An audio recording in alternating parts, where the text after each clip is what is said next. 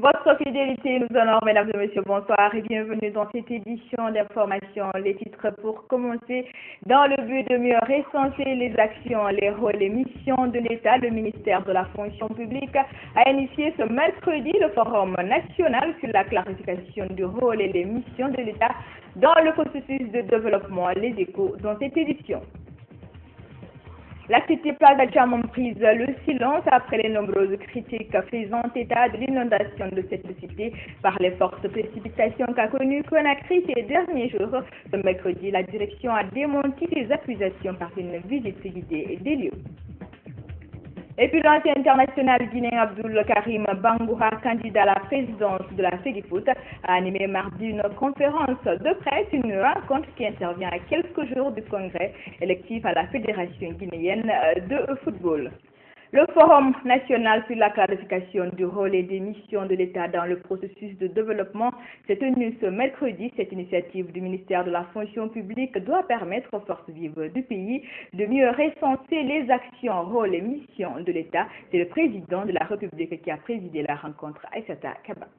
Une journée de réflexion entre les forces vives de la nation pour plancher sur les voies et moyens permettant de renforcer l'appareil de l'État. Depuis plusieurs années, les institutions de l'État et l'administration publique guinéenne font face à plusieurs difficultés, notamment la faiblesse des moyens de l'État, des capacités humaines et techniques. C'est pour justement corriger ces faiblesses que plusieurs réformes ont été engagées par le gouvernement de la Troisième République à travers la mise en œuvre d'un programme de réforme et de modernisation de l'administration publique guinéenne. Ma vision nouvelle de l'administration publique au service de l'État de développement et de projet national d'investissement économique et social de la Guinée devra posséder les caractéristiques ci-après. Tolérance zéro vis-à-vis des anti-modèles et des anti-valeurs. Les fonctions techniques sont distinctes des fonctions politiques avec une permanence et une stabilité des premières. Elle est dotée de structures fonctionnelles en harmonie avec les principales fonctions de l'État et en accord avec les capacités financières de ce dernier. Et une administration de conception, de développement orienté vers les résultats, le développement du secteur privé productif et de l'enseignement supérieur, l'accroissement des richesses et des emplois et la réduction de la pauvreté. Pour appuyer la mise en œuvre du programme de réforme de l'État et de modernisation de l'administration PRIMA, un cabinet a été recruté par la Banque mondiale au compte du ministère de la fonction publique. À la date du 12 août 2015, la mission de WIMI prendra fin en Guinée, en plein chantier des réformes. Dès lors, il en résultera une suspension de certaines des activités de mise en œuvre du programme de réforme, doublée de la non-consolidation des acquis. Pour éviter ce triste scénario, il serait souhaitable que notre partenaire stratégique est la Banque mondiale, à la demande du gouvernement, accepte de prendre l'initiative salvatrice d'une disposition spéciale permettant à WIMI de conduire à terme les travaux de rationalisation des ministères, l'implémentation de la gestion axée sur les résultats dans l'administration publique guinéenne et la révision achevée des textes fondateurs de notre administration. Des thématiques comme les aperçus de l'action de l'État dans le domaine exécutif, dans le domaine législatif, ont été présentées au cours de ce forum. D'autres activités sont aussi envisagées comme l'élaboration d'un document politique expérimentant la vision du gouvernement sur la place, le rôle et les missions de l'État, entre autres. Et puis bientôt un cadre harmonisé de déontologie, de discipline et de définition de stratégie de vulgarisation des tests juridiques de la police et de la protection civile en Guinée, cela après la tenue d'une rencontre de 6 jours pour diagnostiquer les tests juridiques et afférents lancés ce mercredi par le PNUD. La rencontre devrait favoriser le fonctionnement du conseil disciplinaire de la police à travers la réforme du secteur de sécurité. Lansana Traoré pour le compte-rendu. Caractérisé par la désorganisation des forces de défense et de sécurité, l'absence du contrôle civil, le dysfonctionnement du système judiciaire, le secteur de la sécurité en Guinée est en pleine réforme. C'est dans cette optique que les autorités en charge de la sécurité et du programme des Nations Unies pour le développement ont initié cette rencontre de 6 jours pour décortiquer les causes de l'absence du mécanisme de contrôle et de surveillance, la confusion des rôles des différents corps qui assurent la sécurité. Premièrement, finaliser le code de déontologie et de l'éthique de la police. Finaliser, deuxièmement, le code de discipline et tabler sur quelle stratégie pour la vulgarisation des instruments juridiques et législatifs afférents à la police et à la protection civile.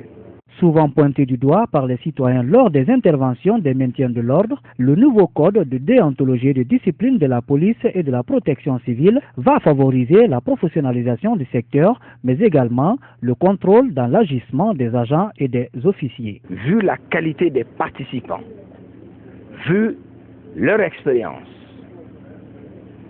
vu l'apport des partenaires techniques et financiers, toutes les conditions sont réunies pour sortir in fine de cet atelier avec des textes qui reflètent la pensée politique de son Excellence Monsieur le Président de la République en ce qui concerne la construction en Guinée de l'état de droit.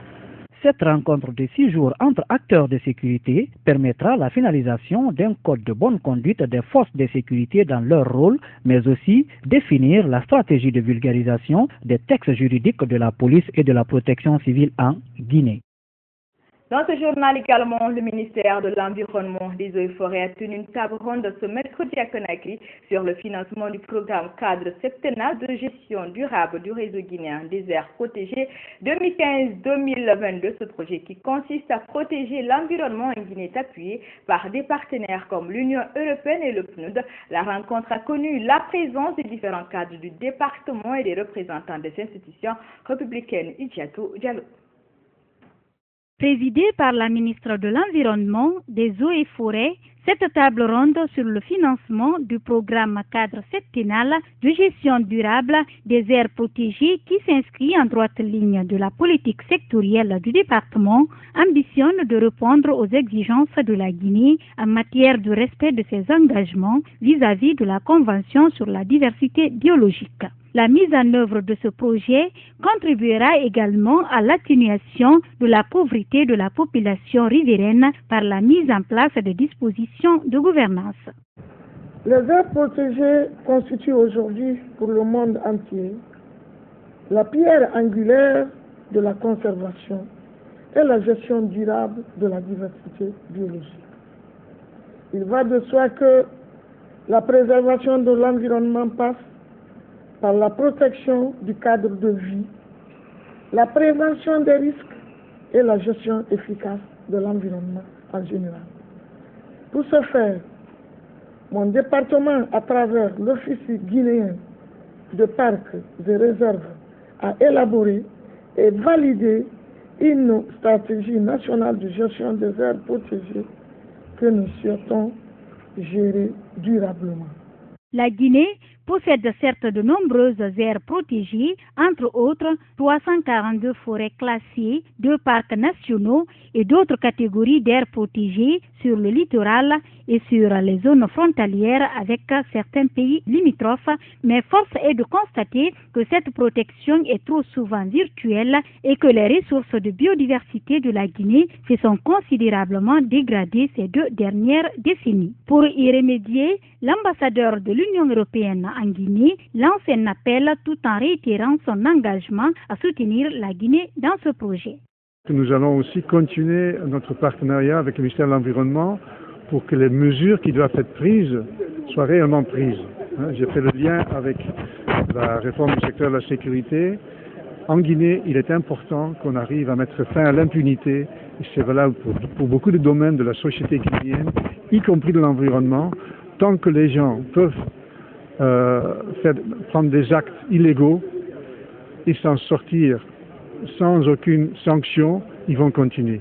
L'extension du projet permettra d'accompagner le département dans sa capacité de contrôle et de mise en application CITES avec un objectif de renforcement de la législation et du contrôle du trafic de la faune sauvage. L'intérieur du pays à présent, de par ses deux microclimats, Dalaba est prédisposé au développement de plusieurs variétés culturelles. Un centre hortical a été créé à Dunkimaya pour corriger l'insuffisance de l'horticulture. Si la localité est prête à doubler et diversifier ses produits, elle est toutefois confrontée à plusieurs difficultés. Commentaire signé à Tiratoba. À Dunkimaya, le centre horticole de Dalaba a besoin d'être réhabilité et les terres de l'État récupérées. Ce centre vandalisé lors des manifestations de janvier et février 2007 est sous-équipé. Sur ces 25 hectares aménagés, 5 sont occupés par des paysans formés à cet effet. Pour plus de performance des productions horticoles, le centre a besoin d'un laboratoire et de serres. En plus de la pomme de terre et de l'agroforesterie, la direction souhaite l'introduction d'épices et de tubercules. Si les paysans sont satisfaits de leur maîtrise des techniques culturelles, ils travaillent toujours à la djaba, ont des problèmes de commercialisation, sans oublier les nuisibles qui attaquent leurs plantes. Ils déplorent aussi la rareté d'eau à cause de l'envasement du barrage. Il n'y a pas non plus de magasin de stockage. Les femmes ont nous une nouvelle fois réitéré leur besoin d'un lavoir afin que l'eau savonneuse n'arrive pas dans le barrage. La ministre de l'Agriculture soutient que le partenariat entre Dunkimaya et Agadir du Maroc tient toujours et un autre serait même en vue avec la Hollande. Elle promet la réhabilitation du centre qui sera confié aux jeunes afin qu'il ne soit plus détruit.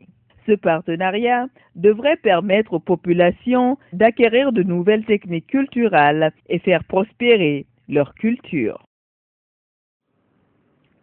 Santé, dans ce journal lutte contre Ebola, les usagers de la route s'impliquent depuis une semaine et le dispositif de contrôle de température et lavage des mains est renforcé au niveau des gares routières, ferroviaires et des débarcadères. C'est une initiative du ministère des Transports qui consiste à couper la chaîne de contamination dans le cadre justement de la mobilisation sociale pour la riposte contre Ebola. C'est le grand format de cette édition avec Benoît Silla. Ebola persiste toujours en Guinée et les foyers actifs restent la Basse-Côte et la capitale Conakry. Il faut donc intensifier la mobilisation sociale de riposte au niveau des transports, un secteur à la fois vecteur et transporteur du virus d'une zone à une autre. Les gares routières, ferroviaires et débarcadeurs sont rentrés dans le dispositif sanitaire renforcé. En ces endroits, des kits de lavage de mains, des thermoflashes sont installés et 2500 agents sont déployés sur le terrain. Le lavage des mains et la prise de température sont obligatoires avant tout embarquement, avant tout prise de tickets. Au niveau des gares routières et au niveau des débarcadères, il n'y a aucune interruption. Tant qu'on parlera d'Ebola, il faudrait que cette situation-là continue sur le terrain. Qu'on ait quelque chose ou pas, on est sur le terrain. On doit d'abord, ce qui est intéressant et ce qui est important, c'est que cette maladie soit en dehors d'ici et en dehors de toutes les autres zones. Dans les gares routières, les plateformes ferroviaires, les arrêts de bus, les têtes de mototaxi et les débarcadeurs, les voyageurs sont soumis au contrôle des températures et à se laver les mains avant l'embarquement. Autres visiteurs et marchands sont soumis aux mêmes règles. Soumababoya sur Fria, on lui refuse le ticket d'embarquement. Avant tout, elle doit d'abord faire son contrôle sanitaire. Je vais à Fria, mais on m'a dit de me laver les mains. Je suis tenue de le faire, comme c'est un devoir. Alia et Lamarana sont chauffeurs sur les lignes de Forokaria et Fria. Ils exigent à leurs passagers de se laver les mains. Tout passager qui doit monter dans ma voiture, je l'envoie ici pour se laver les mains. Sinon, je ne le prends pas. On se lavera les mains à chaque escale jusqu'à Forokaria. Une manifeste est délivrée à chaque véhicule avant le départ par les responsables syndicaux des transports routiers. Mais la sensibilisation est primordiale avant tout contrôle. Personne ne refuse de se faire soigner gratuitement. Nous commençons par nous d'abord, nos chauffeurs avant les passagers. Ça fait 9 jours aujourd'hui qu'il n'y a pas eu de réticence ici. Tout le monde a accepté d'accompagner les autorités à bouter cette maladie hors de la Guinée. Au port de pêche de Boulbinet, où nous avons rencontré une mission de l'UNICEF venue s'enquérir de l'état des lieux, chaque visiteur est contrôlé à la rentrée et à la sortie du port, ainsi qu'au départ pour la pêche. La mission apprécie l'initiative qui annonce des signes encourageants. Et cette initiative a été importante de pouvoir associer l'ensemble donc des syndicats de transporteurs. Et aujourd'hui, après une semaine d'intenses activités, nous enregistrons effectivement un succès franc qui nous encourage à vouloir faire une mise à échelle, à renforcer donc les mesures et les dispositifs qui sont présentement en place. Il est 17h30. Le train de la banlieue Conakry Express arrive à la gare de Dixine. Des centaines de passagers doivent s'embarquer. Les contrôleurs les invitent à se laver les mains. C'est obligatoire. Des réticences persistent, mais d'autres apprécient la démarche des autorités. C'est une obligation parce que tout le monde doit lutter contre ça. Mais comme on n'a pas le choix, donc on prie Dieu à ce que la sale maladie parte maintenant là. Ce nouveau dispositif qui vient en dernière position dans la lutte contre Ebola devrait être, selon les observateurs, le premier, mais hélas.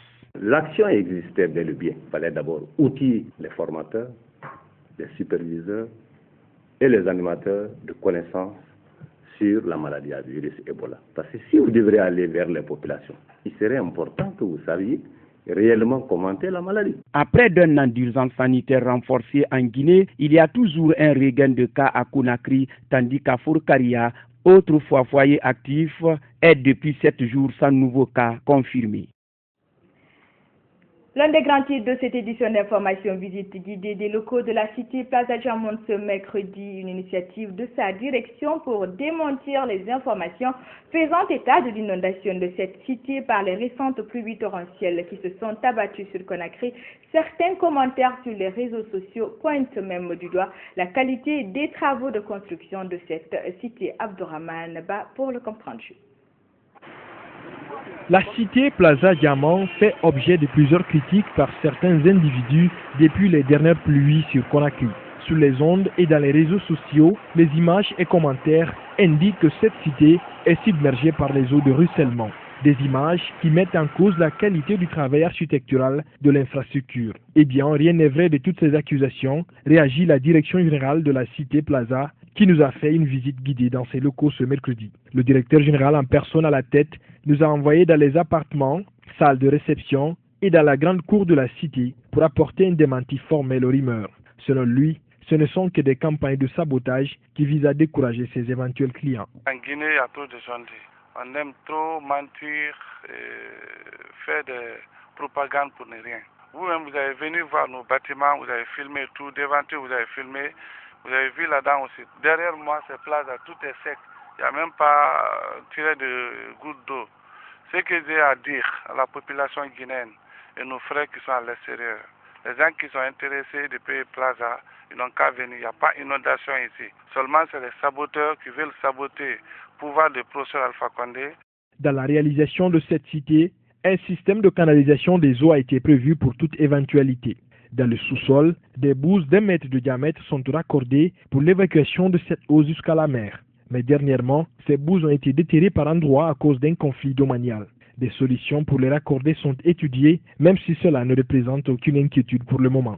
Toute goutte d'eau qui tombe dans la cité est aussi récupérée par les canaux secondaires qui dirigent le recueillement de cette eau dans les cuves-là jusqu'à la mer. Les contre-vérités que vous entendez sur les médias, expliquez aux autres que ce n'est pas Plaza qui est inondé, mais c'est une partie du centre émetteur qui a été inondé à des moments donnés.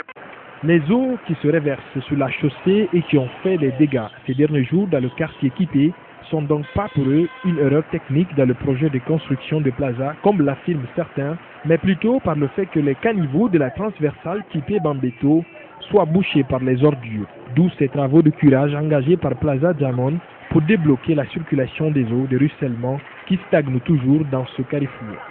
Donc nous sommes là en train de chercher déjà le caniveau. Si on arrive à débloquer tout à l'heure tous les ordures qui se trouvent dans le caniveau, je pense que même s'il y aura maintenant les grosses pluies, tout va être bien, quoi. Très prochainement, le directeur général de cette cité envisage de réaliser un grand caniveau sur cette transversale en vue d'éviter à Kipé et ses environs de revivre cette calvaire. Autre rencontre des jeunes filles à l'école de l'entrepreneuriat féminin, c'est une initiative de OAEP Guinée et l'ambassade des États-Unis. Elle vise à les amener à pouvoir créer leur propre entreprise. Maurice Dibé, Sidiki et Bangoura. Elles sont 75 jeunes filles à l'école de l'entrepreneuriat féminin. Objectif, les initier et encadrer à la création et à la gestion de l'entreprise.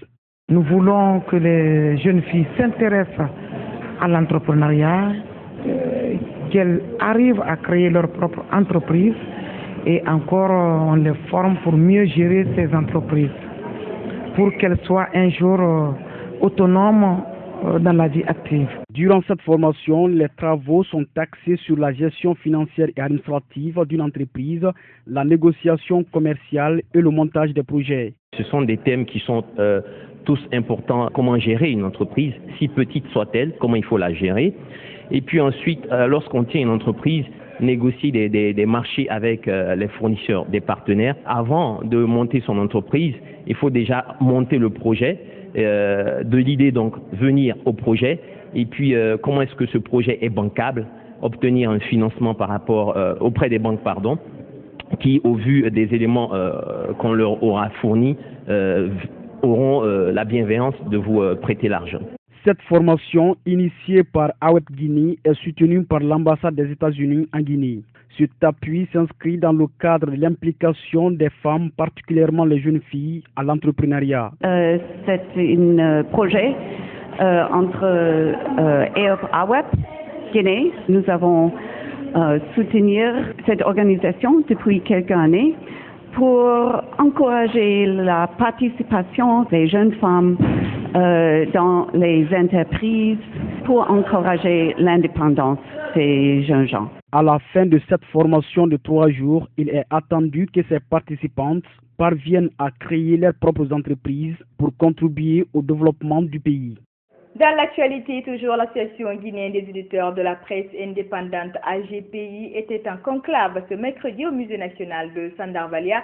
À l'ordre du jour, le prochain renouvellement du bureau exécutif expiré depuis 2012 et l'organisation rapide d'un congrès. Mariam Sall, Thierno Falilou Diallo.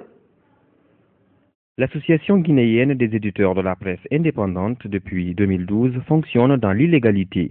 Les textes juridiques et autres règlements intérieurs qui régissent cette structure sont délibérément violés par certains journalistes. D'où cette réunion en vue de redorer l'image de cette association de presse. Dans un document que nous avons compilé déjà, après un constat fait au niveau de toutes les rédactions, parce que nous avons fait le tour de toutes les rédactions, nous avons recueilli tous les problèmes et nous pensons qu'il faut déjà passer par un audit pour savoir comment l'AGPI a été gérée, parce que si je dois être président de l'AGPI, il faut qu'en partant qu'il y ait un audit. Et maintenant, il faut le commencer, c'est important. Après cette autopsie, les membres de l'AGPI projettent d'organiser un congrès électif en vue de renouveler le bureau exécutif, aujourd'hui récusé. Depuis 2009, il n'y a pas de congrès électif, donc tout le bureau qui est à l'AGPI actuellement est un bureau illégal. Donc nous avons fait la démarche pour que l'AGPI puisse avoir une nouvelle image qui permet à l'ensemble des éditeurs de la Guinée de relever la tête et de regarder les gens en face, parce qu'aujourd'hui on ne peut pas demander à un journaliste de la presse écrite de couvrir un politique et qu'il écrive quoi que ce soit, encore fût-il vrai, sur ce politique, alors que l'organisation que lui le régisse, c'est une organisation qui baigne dans la clandestinité, dans l'illégalité, dans le flou entretenu à dessein. Depuis que le président sortant a été nommé directeur de la maison de la presse, le secrétaire général n'ayant pas remis le cachet, l'AGPI est en train de fonctionner avec un nouveau cachet sans qu'il y ait élection. Alors que les textes stipulent qu'il doit avoir un changement et dès que la vacance du pouvoir du président est constatée, il faut aller aux élections. Depuis 3 ans, l'AGPI évolue dans la clandestinité, une réalité condamnée énergiquement par certains journalistes guinéens. Sport pour boucler cette page nation en 2 semaines du congrès électif à la Fédération guinéenne de football.